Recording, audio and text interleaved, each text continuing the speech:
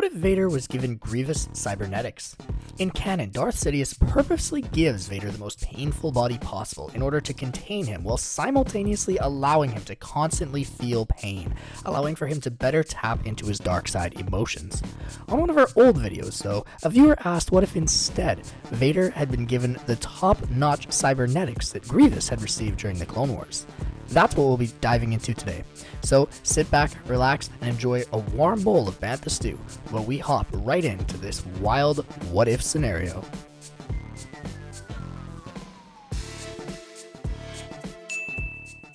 Our story begins following the events of the Battle of the Heroes on Mustafar. Anakin is dying, burned to a crisp and limbless. Palpatine rescues him with his Coruscant Guard forces, and he decided that his apprentice required immediate assistance. Rather than place him in an eternal torture chamber, though, Palpatine decides that the Empire would be better off if Vader was able to function in day-to-day tasks. After submerging Vader in a potent bacta bath, Palpatine orders that the medical droids operating on Anakin provide him with top-notch cybernetic equipment, just as Grievous had been given during the Clone Wars. The droids oblige the Emperor's wishes, and Anakin is transformed into a monstrous machine. In his new cybernetics, Vader is still incredibly intimidating, and he towers above everyone else. His wounds are concealed by gray armor adorned with the Imperial cog, and he wears an intimidating mask to hide his burnt face. However, those yellow Sith eyes are still on full display. The armor even has bacta injectors that Vader can use in a pinch. Everything that could possibly be included is. Now, it's possible that the Dark Lord could reach his full potential. How does this change impact the rest of our story? Let's keep going and find out. Upon receiving these upgrades, Vader immediately feels stronger.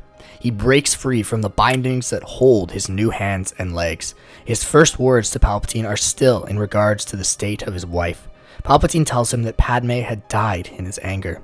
Anakin, with his new upgrades, goes into a fit of rage. He runs towards the old man, grabbing him by the neck with his strong metal hands. Palpatine is shocked by this, but he's prepared. He fires a hard blast of force lightning at Vader, and his new electronics take it harshly. Immediately, Vader drops Palpatine and falls to his knees in submission. Sidious smiles, seeing that he still had an advantage over his young apprentice. Vader, because of all the fancy cybernetic material, would not be able to harness force lightning to the same degree that Palpatine could, and he could always put his apprentice back into place. Immediately, Palpatine sends Vader on his mission to create a new lightsaber. Just as seen in the Marvel Vader comics, he goes on his quest to kill Jedi Master Kurik Infala and take his crystal, then bleed it in the depths of the Mustafar caverns. Vader manages to deal with this Jedi Master much more efficiently than he did in the comics, and he's also able to better confront the various beasts in the caves below the volcanic surface of Mustafar, slaying all of the ones who dared challenge the Dark Lord with his adeptness in the Force. Vader still undergoes the torment of his visions, and he still sees Padme and Kenobi returning from the corners of his subconscious to torture him. Anakin experiences enough pain to bleed his crystal red, and uses the Force to create a hilt for himself when he emerges from the cavern. Everything goes according to plan, and Vader returns to his master successfully. Palpatine's next assignment to Vader is the maintenance of the Inquisitorius. In this timeline, Vader reigns over them with more of an iron fist. His advanced cybernetics allow for him to keep them in line with more ferocity than he already does in canon, and Palpatine is incredibly pleased with this. When Palpatine throws Vader into competition with another cyborg, which we see in the Vader comics, the Mon Calamari named Carbon, he handles him with ease. Because Vader's cybernetic parts are on par with his opponents, and because he has incredible mastery of the Force, he proves to his master that he is the superior apprentice with ease. Sidious is impressed, and he continues to send Vader on various missions to deal with Jedi scum across the galaxy. Because Vader's cybernetics allow him to be far more mobile and comfortable, when he has to deal with Cal Kestis in Jedi Fallen Order, he slays the Padawan with ease. Cal is unable to escape Vader's wrath, and he falls to Vader's red blade. This is also the case with many other Jedi that he encounters. While Kanan and Ezra are able to give Vader a decent fight, in the end, they are no match for his ruthless tactics and incredible mobility. Vader kills Ezra and Kanan. As a matter of fact, Anakin's movements are greatly enhanced by his cybernetics, and, in many ways, he has a superior body to when he was an entirely organic being. His masked face becomes synonymous with might, power, and fear across the Empire, and many are told tales about Vader at the Imperial Academy to scare first years into submission. Whenever he's present on Star Destroyers, the clanking of his metal feet inspire fear throughout the bridge core. In this timeline, one of the things that changes is that Vader never goes to duel Ahsoka on Malachor. Because Ezra and Kanan have died, this means that the Inquisitors never end up tracking them to the planet. As a result, Vader never ends up going to Malachor himself, because he has no need to aid his Inquisitor underlings.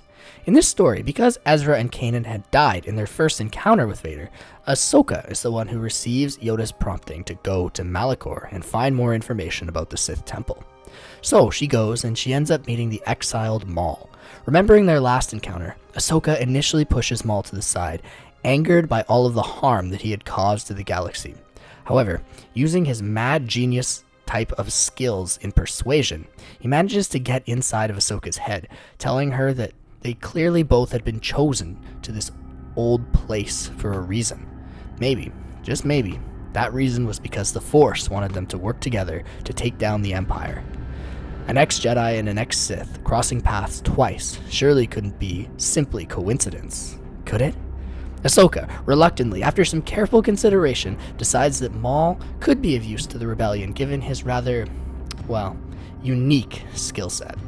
So, she returns to the rebellion with Maul in tow, and they begin working together, figuring out how to try and kill Vader. Maul also brings the Sith holocron along, believing that it could give some insight into their journey. Upon further consideration, though, the two of them decide that killing Vader might not be the best option. Instead, it's his dark master that is twisting him and turning the galaxy into an image of shadows from the past. So, Ahsoka and Maul decide that the better opportunity would be to turn Vader to their side and, in turn, kill the Emperor together. For years following this, the rebellion continues to work in the shadows. The events of Rogue One play out exactly the same, until the end. Because of Vader's enhanced speed, he wastes no time in the hallway. He mows down all of the rebel troops in the blink of an eye, and the plans have no time to be passed down the hall to the Tantive 4. However, Leia still manages to escape Vader's clutches in her starship, and the events of A New Hope begin to play out. Sadly though, the rebellion does not have the Death Star plans. While they know that there is a weakness due to Jyn Erso's testimony, they still have no idea what that weakness is, and they can't figure out how to counter the looming Imperial threat. Luke still watches Obi-Wan succumb to Vader, who is more machine than man, and our protagonists narrowly escape the clutches of the Sith Lord on the Death Star. Vader, however, could have done far more to catch them. Instead, he decides that placing a tracking beacon on the Falcon and allowing them to lead the Empire to the Rebel base would be far more effective. When the Death Star jumps out of hyperspace and begins to charge, the Rebels have absolutely no idea how to counter it. They send a few of their fighters up as a distraction, but in the end, they're unable to do any lasting damage on the battle station. Tarkin orders that the Death Star fire when ready, and the base on Yavin is annihilated, along with most of the top Rebel leadership. Luke, however, by some miracle of the Force, manages to escape with his life. Him and R2, who had witnessed the death of millions in an instant, were quite reasonably scarred by the experience. He ends up going back to Tatooine, having had enough adventure as of late. He goes back to the old homestead, ready to settle back down and get away from the Empire. For a few years, Luke remains as a peaceful moisture farmer, remembering old Ben, Leia, and all of his other friends that he had lost at the hands of the Empire. However, one day, while Luke is in hiding, he ends up hearing a knock at his door to the old Lars homestead. He thinks that it's just more Jawas, or perhaps the Hutt tax collectors. Maybe it was even Boba Fett coming to say hello. They'd become surprisingly close over the past couple of years, and Luke had even hired him to deal with some pesky Tusken raiders that had been bothering him. Luke had specified not to kill any of them, just to give them a good show. Whatever Fett had done, they hadn't been back for a long time. However, when Luke goes to open the door, it's two cloaked figures, one dressed in light gray and the other dressed in battered black. They say that they've been traveling the desert for many moons, and they're wondering if they could stay with the humble farmer. Luke, being hospitable, welcomes them in and asks if they'd like some blue milk and bantha stew, which they gladly accept. Luke starts to ask about their travels and why they've been in the Dune Sea for so long. The two travelers tell him that they've been looking for someone to help them with their quest, one which they'd been trying to find the perfect companion for. Luke happily says that maybe he can point the pair in the right direction. It's in that moment that Ahsoka and Maul reveal their faces to Luke, who still has no idea who they are. This is when Ahsoka tells Luke that they've been looking for him all this time. Luke is naturally confused. He has no idea who these two are. Ahsoka tells him that she is the apprentice of his father from back in the Clone Wars. Luke is surprised, asking how they found out where he lived. Maul and Ahsoka look at each other, and they proceed to tell Luke that it's a very, very long story. Ahsoka tells him that she knew Master Yoda, someone who had been there for his birth. They ask Luke if he'd be willing to train with them, and if he would join their journey to balance the Force and defeat both the Emperor and turn Vader. Initially, Luke is very hesitant.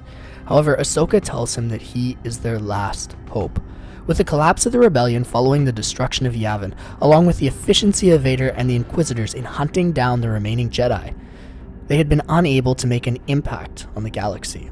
Hope had been lost in the deaths of the likes of Bail Organa, Mon Mothma, Princess Leia, General Dodonna, and Admiral Akbar.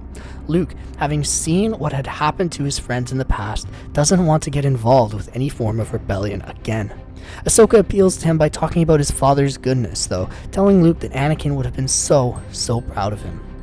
Luke, feeling that urge to do something good in the galaxy again, finally is moved to go with the two Force users. Ahsoka is excited, and Maul starts to laugh maniacally under his breath. Perhaps soon, he would have a Padawan of his own. Maul and Ahsoka take Luke to Tython to train, as it's out of the way from the rest of the galaxy, and it has an extremely valuable history of richness in the Force. Luke learns from both Ahsoka, who teaches him about the goodness of the light, and Maul, who teaches him about the power that can be found in the chaos of the darkness. Both of them tell Luke why the Jedi and Sith are wrong in their views, and how each of them are too dogmatic to truly comprehend the full nature of the Force. Ahsoka tells Maul in private that she disapproves of many of his teachings, but Maul argues that he is merely trying to show Luke that there are two sides to the coin, and that the darkness can still be used to achieve noble goals, like the deposition of Vader and the Emperor. He also says that she had recruited him, not vice versa, and that they had agreed to be equal partners in their mission. Ahsoka begrudgingly accepts his logic, understanding now that not everything was black and white, and thinking that perhaps Maul, under the surface, did have noble intentions. Luke gains power quite quickly. It's clear that he's the son of Anakin, and he gets a handle on the nature of the Force with ease. Ahsoka and Maul, both quite powerful themselves, are impressed by how quickly he learns. After a few months of intense teaching, they both deem that Luke is ready for their adventure. Ahsoka rings her old friend Rex, who hadn't been on Yavin when it exploded, and she tells him that the son of Anakin was trained, and that they were going to execute their plan. Rex picks him up on Tython, expressing to Luke that he truly was the son of his father, how they even looked similar, with the same eyes. Luke likes the clone, and they end up chatting about stories of the good old days before the Empire. Rex flies the Force wielders to Coruscant, and their plan begins. Ahsoka and Maul cause a diversion in the upper levels, each one of them engaging in a flashy duel to attract Imperial attention. They know that Vader and the Inquisitors will be there soon, which is all part of their plan. Luke waits in the shadows, waiting to see the face of Vader for the first time since Obi-Wan had been killed on the Death Star. Indeed, after some covering fire from stormtroopers that lasts a few minutes, the Dark Lord approaches. Surprisingly, however, he has no Inquisitors with him. It's in this instant that Ahsoka's stomach drops. She recognizes the presence of Anakin buried deep under that machinery. Maul cackles, and he tells Ahsoka that he had told her all those years ago.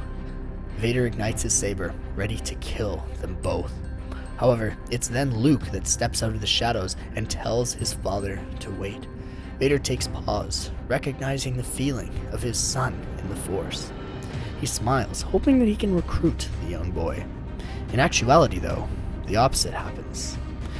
Ahsoka pleads with Vader, telling him that she can help him achieve his goals, and that Luke was right there as well, the son of Anakin Skywalker, the man that she had grown to love. They were all working together, and they believed that deposing the Emperor was what was good for the galaxy. Together, they could rule, and Vader would no longer be living to serve the bidding of the one man who could control him with his Force lightning. Vader, who had become enraged by Sidious's cruelty over the years, and it had been building and building and building, finally breaks. He sees the validity behind what his son says, and he can't help but feel a little bit of Anakin return for a moment when he saw his old Padawan. While he doesn't turn back to the light side, Vader agrees that it's time for Sidious to go, and he wants to seize the throne with his new allies. Vader's angry, and he's ready to take down Sidious. Soon, Vader was going to display his full potential. Vader returns to the office of his master, enraged. Seeing Ahsoka again, along with his son, had shown him just how much Palpatine had taken from him. He's saluted by many stormtroopers, who he promptly executes. Ahsoka pleads with Anakin not to kill the soldiers, but Vader is too far into his hatred. Maul cackles, joining in the fun with Vader. While the troopers begin firing upon the Force users, Ahsoka and Luke pull out their sabers. Luke, who had held on to Anakin's old blade, deflects the bolts back at the stormtroopers with ease. Upon seeing the blade, Vader is flooded with memories of Anakin, which only motivates him more. Palpatine had taken a serene life from him. Now, his master would pay. Even when the Inquisitors who were placed on Coruscant are called to defend against Vader's onslaught, they are absolutely decimated.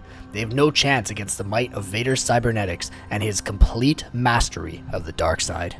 Ahsoka and Luke are stunned by Vader's prowess, and Maul simply smiles. Finally, the four of them reach the office of the Chancellor. Vader blasts the door open with a massive burst of Force energy, and he lets out a guttural cry of rage against his master. Sidious, for the first time in many years, is filled with a pang of fear in his gut. Vader had finally turned against him, and it looked like he had help. Palpatine pleads with Vader for a moment, asking if he would really be foolish enough to join forces with the likes of Ahsoka and Maul, people who had either abandoned him or opposed him in the past. Sidious reminds Vader that he had been the only one who had been there for him consistently over the years, and that these two would turn their backs on Vader as soon as the right chance came. Ahsoka tells Vader that they had trained his son, and that the two of them could work together to make the galaxy a better place, a place that Anakin had envisioned all those years ago during the Clone Wars. For a moment, Vader takes pause. He considers the perspectives of both people. However, it's looking into the eyes of his son, Luke, which pulls Vader back into the mission. He reaches out with the Force, choking Palpatine. However, he doesn't just choke the man, he immediately snaps the neck of the Sith Lord with the Force. Vader doesn't have time to play games, and he can't risk the possibility that Palpatine will fire Force lightning his way. In all reality, he hadn't needed this ragtag group of Force users to help him defeat his master. He did, however, need them to help snap him out of the trance of obedience to Sidious. In the aftermath of this, Vader simply turns coldly to face his fellow Force users. He thanks them for their assistance, and he says that perhaps their kind wasn't so bad after all. Vader proposes that the group found a new order of Force users together, one which dabbles in both the light and the dark. He admits to them that he had been foolish, and that he had been blinded by the fact that the Jedi and the Sith were both dogmatic in their own ways. Ahsoka, Maul, and Luke glance at each other, wondering if this was another one of Vader's tricks. He can sense this, and he assures them that he is not playing with them. He takes off his mask, revealing more of his broken face. His eyes, which moments ago had been Sith yellow, were now blue, just like Anakin's. He legitimately wants a fresh start. Luke immediately agrees, as does Ahsoka. Maul hesitates for a moment, but believing that this will be an excellent opportunity for him to begin teaching his Force philosophy to a new generation of people, he accepts. He could find the apprentice that he had always wanted. While him and Ahsoka constantly bickered about the nature of the Force, they could easily work together in terms of teaching, which had been evidenced by Luke. Vader, after overthrowing the Emperor, adopts his former title. He makes Luke his right-hand man, granting him the title of Grand Vizier in place of Mos Amida. The two of them reinstate the Senate, and they begin to moderately reform the Empire. Due to Tarkin and many of the other old guard still being alive though, and because the Death Star had never been destroyed, a faction begins to emerge in the Empire which opposes these new reforms. Tarkin, Amida, and General Tagg end up forming their own party in the Senate, which is still allowed under the oversight of the new Emperor. Most modern democracies separate their military and legislative bodies. However, in this empire, the gradual reforms still permitted the two to mix. Tarkin is incredibly opposed to these new reforms, and he is vocal about it when he is elected to be the senator for his sector. However, His cries fall on many deaf ears. Tarkin is viewed as an extremist by many, especially with his views on using the Death Star. How do these events impact the end of our story? Let's keep going and find out. In the end, the Empire continues to become more moderate. Vader and Luke, father and son, end up decentralizing many of the affairs of the government, returning a significant amount of regional autonomy to the sector governors.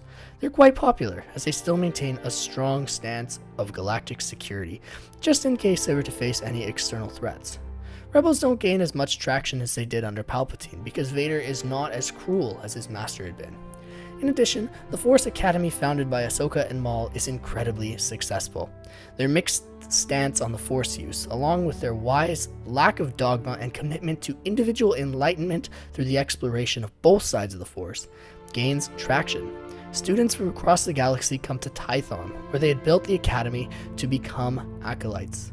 Soon, the Force becomes balanced again, and people are starting to understand all of its aspects for the first time in many years. The galaxy is stable, peaceful, and the Force is thriving. Vader and Luke rule side by side, and they are respected. Life is good in the galaxy, and things begin to return to normal. For the first time in decades, an era of peace had dawned upon the citizens of the Empire. Hi there everyone, I hope that you enjoyed today's What If story. If you did, I'd recommend checking out this other video, What If Leia's ship escaped Darth Vader? If you have any thoughts on our story, let us know in the comments. Would you like to see a part 2? If so, what do you think would go down? Have a bantha-tastic rest of your day, folks, and as always, I hope that you've had your daily delicious dose of bantha stew.